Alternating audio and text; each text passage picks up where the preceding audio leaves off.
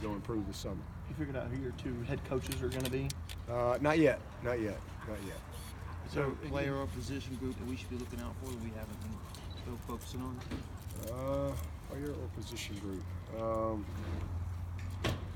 Not really. Yeah, I think pretty much all about it. Kelvin pretty much covered them all. Quarterback's going to be pretty good. How about your punter battle? How's Aiden doing?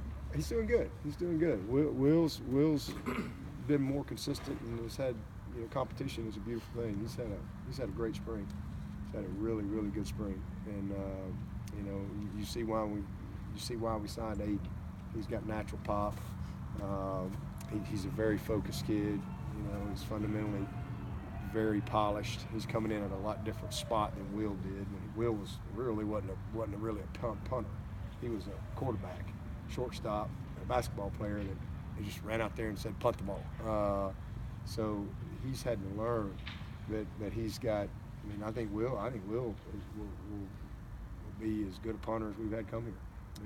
He's had some inconsistency. He's had some good moments, and he's had some inconsistency his first couple of years. But I think he's ready to really take off and be what we've seen consistently on our practice field.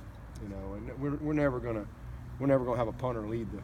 I hope not anyway. Lead the league in punting, because most of the time we don't have backed up situations. Most of the time we move the ball a little bit. Our defense creates field position, so most of our punts are really not flip the field situations. And Will's done a good job with that. He's got to be more consistent when we do need him to flip it, and he's done that this spring. But I just think maturity, confidence. He's been in a lot of games. He's had some failure. He's had some success, and it's just kind of see that confidence and leadership growing in him.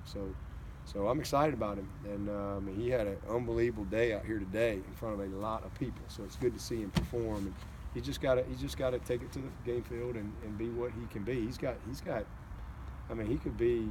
He could be a draftable kid if he'll just be consistent with his process, and because he's very talented, and Aiden is a guy that I think through the summer getting a little bit stronger, and then coming in here, he's going to definitely have an opportunity to compete. He's a special talent, and then you throw in the fact that he's a left-footed guy. It's pretty exciting to see that ball come off his foot, because it's just different. And I don't have any doubt we'll get a turnover or two before he gets out of here and his career's over, just simply because it's just different.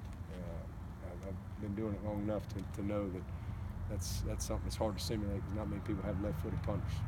So Ngata's at the 9 and Frank is at 2? No, Ngata's working 2. Frank's working 9. Okay. When you go into a spring game type situation, how important is it to see communication among the players in that kind of environment, and specifically on defense when you have so many new faces there? It's critical, and that's something that we'll be evaluating. Who can process it in the heat of the moment, in the intensity of a game environment, and who, because now the emotion's a little higher, the adrenaline's a little higher, and now all of a sudden, who can process the call? The guys aren't on the field, and you can't hear as much because there's a lot of people out there, and so you got to really be able to focus in and process things. So we'll see, who does what, but that's a big part of it, and it just helps them grow. Obviously nobody's going to win or lose on somebody's record, and we're playing for some pride, but it's a big tool for us to grow our team. That's why I know I've said it a couple times. I really hope our fans will show up, and we can create. It's big for recruiting. We got a lot of great recruits that are coming in here, and you want to create a game atmosphere. Some of these kids, it's the first time or the only time that you might get them on campus.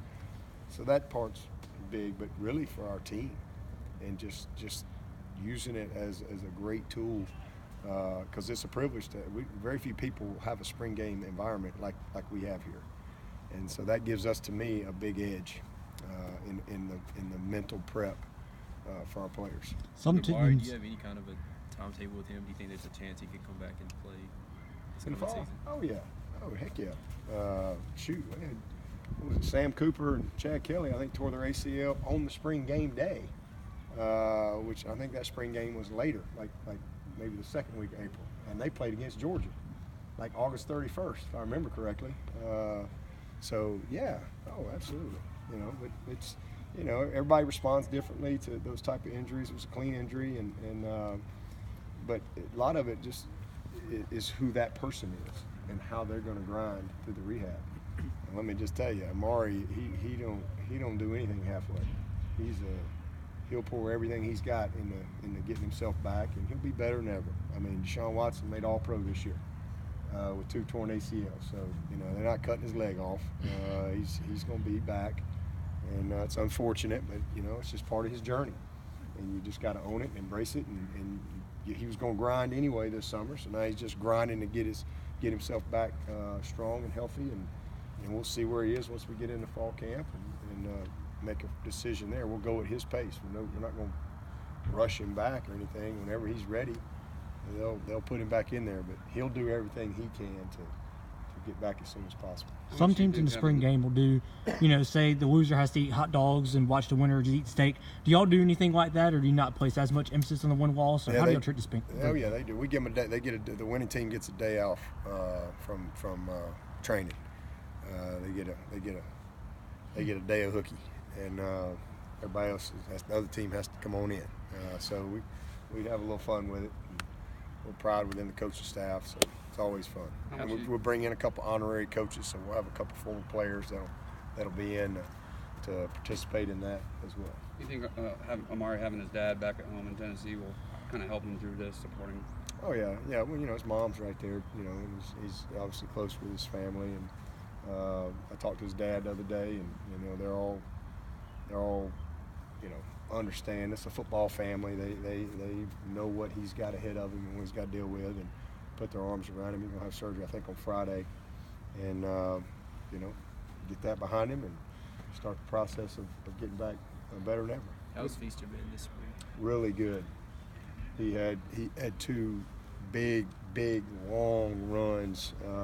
It's the best he's been since he's been here. I was very impressed to see him in the scrimmage the other day. 2 great plays. He just looks fast. He's focused. He's got blinders on. He's locked in, and man, I'm really pleased with him. I'm pleased with all of our backs. You know, Lynn Jay's having a good spring. He's really grown up a lot. ET has really done a nice job of leading and coming out here with a blue-collar mentality every day. And that little Rancher has done a nice job. That kid can play, man. He does a good job. I mean, whenever he gets opportunity, he takes advantage of it. So we got a good group, and then we'll get a couple more guys in here this summer.